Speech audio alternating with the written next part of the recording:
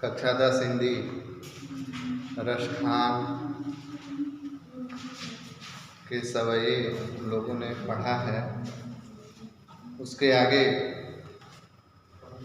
जादिन ते वह नंद को छोहरा याबन धेनु चराय गयो है, मोहिनी ताननि गोधन गावत बेनु बजाय रिझाय गयो है। वादिन सो कछु तो न सुकै रस खान हिये में समाय गयो है, को न काहू की कान करे सिगरो ब्रजवीर बिकाय गयो। जादिन से वह नंद को छोहरा, जिस दिन से वह नंद का पुत्र वन में गायों को चरा करके गया है, मोहिन ताननि गोधन गावत, मोहिनी तान के द्वारा ब्रज प्रदेश में गाया जाने वाला गीत, जिस गीत को जो है सुंदर तानों के द्वारा गाकर धेनु बेनु बजाय रिझाय गयो हैं, बांसुरी को बजाकर सभी लोगों को प्रसन्न करके चला गया है। वादिन सो कछु तो न सुकै, उस दिन से वह नंद का पुत्र श्री कृष्ण हम सभी के ऊपर लगता है कि जादू टोना सा कर दिया है, सभी के ऊपर रस खान हिये में समाय गयो है। वह नंद का पुत्र श्री कृष्ण सभी ब्रज के रहने वाले लोगों के हृदय में बस गया है। को न काहू की कान करे सिगरो ब्रजवीर बिकाय गयो है, जो है अब कोई किसी की मर्यादा का पालन नहीं करता है, लगता है कि संपूर्ण ब्रज ही श्री कृष्ण के हाथों बिक गया है। अब श्री कृष्ण बांसुरी को सदैव अपने साथ लिए रहते हैं और श्री कृष्ण के द्वारा बांसुरी को हमेशा साथ लिए जाने पर जो है ब्रज की गोपियों को वह सौत के समान उन्हें कष्ट दे रही है, कि वे कहती हैं कि श्री कृष्ण हमसे प्रेम न करके एकमात्र अब बांसुरी से प्रेम करने लगे हैं।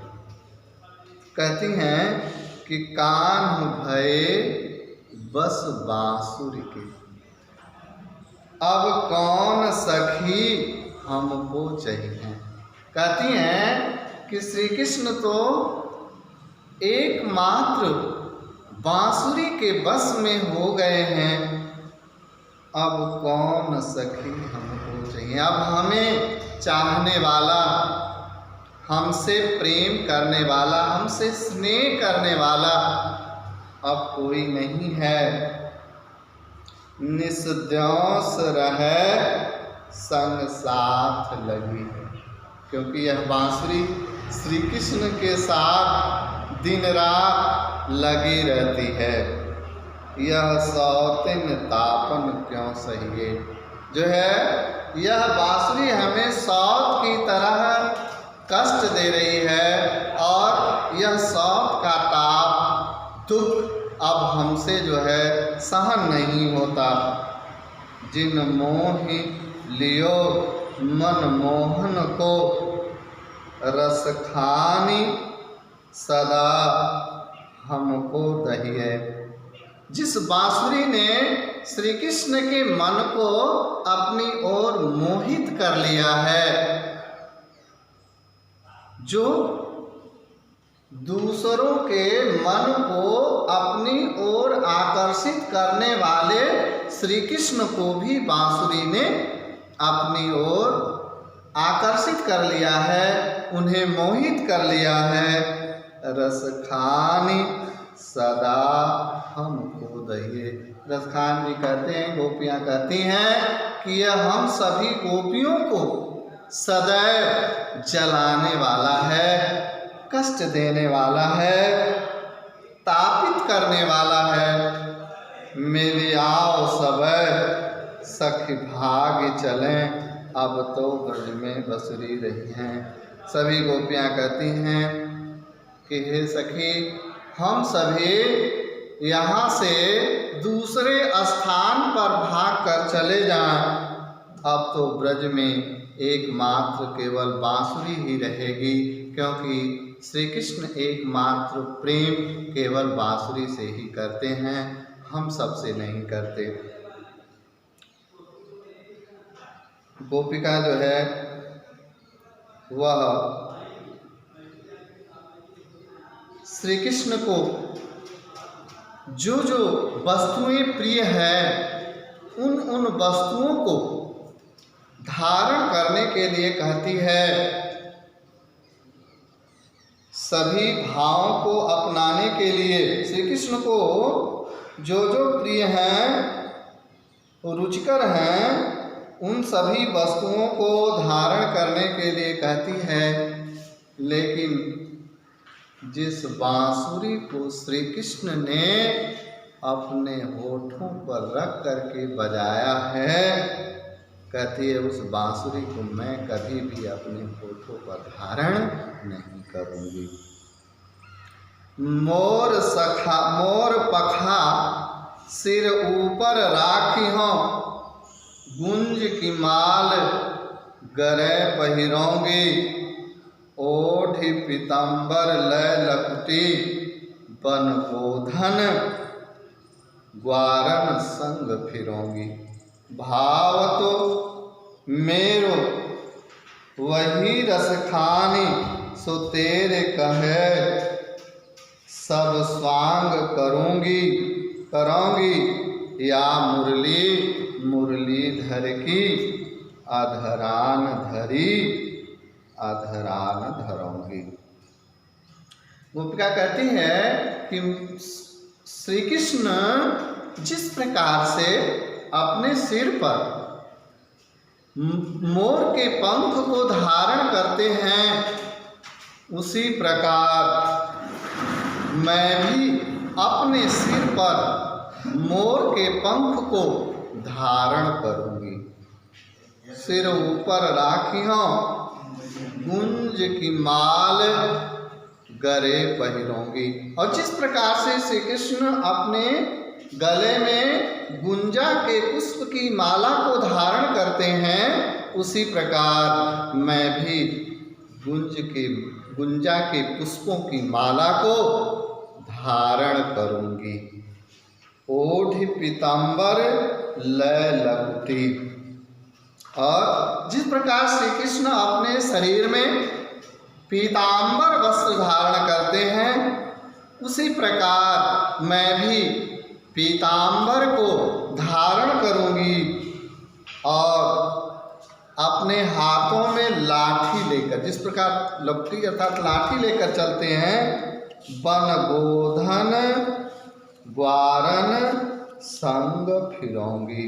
वन में गायों और ग्वालों के साथ भ्रमण करूंगी, घूमते रहूंगी और गोधन और वन में ब्रज प्रदेश वन में मैं गोधन राग जिस प्रकार से श्री कृष्ण गाते हैं, उस प्रकार से मैं गोधन राग को भी गाऊंगी, गोधन गीत को भी गाऊंगी। भाव तुम्हें वो ही मेरो रस खानी, सो तेरे कहे सब स्वांग करूंगी। कहती है गोपिका कि जो है भावत वो ही मेरो रस खानी, अर्थात मेरे कृष्ण को जो प्रिय हैं, जो जो वस्तुएं रुचिकर हैं, सो तेरे कहे सब स्वांग करूंगी, अर्थात तुम्हारे कहने पर वैसा रूप बनाऊंगी, वैसा मैं अभिनय करूंगी। या मुरलीधर की अधरा न धरी, अधरा न धरूंगी।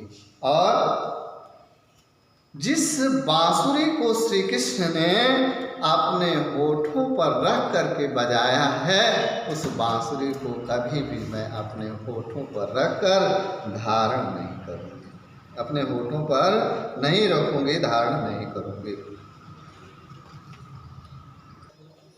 आप देखिए जो है रसखान जी का कवित्व है, गोचारण करके वन से श्री कृष्ण लौट रहे हैं, उस समय का वर्णन जो है रसखान जी ने किया है।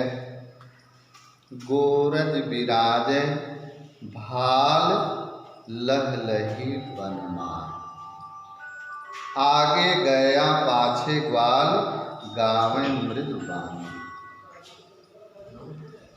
जो है संध्या का समय है और संध्या के समय भगवान श्री कृष्ण गायों को चराकर वन से लौट रहे हैं, तो गायों के खुर से उठने वाली धूल उनके माथे पर सुशोभित हो रही है। गोरज विराजे भाल, उनके ललाट पर, माथे पर गायों के खुर से उठने वाली धूल सुशोभित हो रही है। लहलही बनमाल, और उनके गले में सुंदर बन की माला सुशोभित हो रही है। आगे गया पाछे ग्वाल गावे मृदु बानी, जिनके आगे आगे गायें चल रही हैं, पीछे ग्वाले चल रहे हैं, और जो मधुर ध्वनि से गा रहे हैं, तैसी धुनि बांसुरी की मधुर मधुर जैसी। वैसी ही मधुर ध्वनि भगवान श्री कृष्ण के बांसुरी की है। बंक चितवन मंद मंद मुस्कान रे, और उनकी टेढ़ी चितवन है और मंद मंद जो है मंद मुस्कान श्री कृष्ण कर रहे हैं। कदम वितप के निकट तटनी के तट, कदम के वृक्ष के पास यमुना के किनारे, अटा चढ़ चाय पीत पट फहरान रे, ऊंचे स्थान पर चढ़कर श्री कृष्ण के द्वारा पीले पीतांबर को फहराते हुए देखो कि रस बरसावे।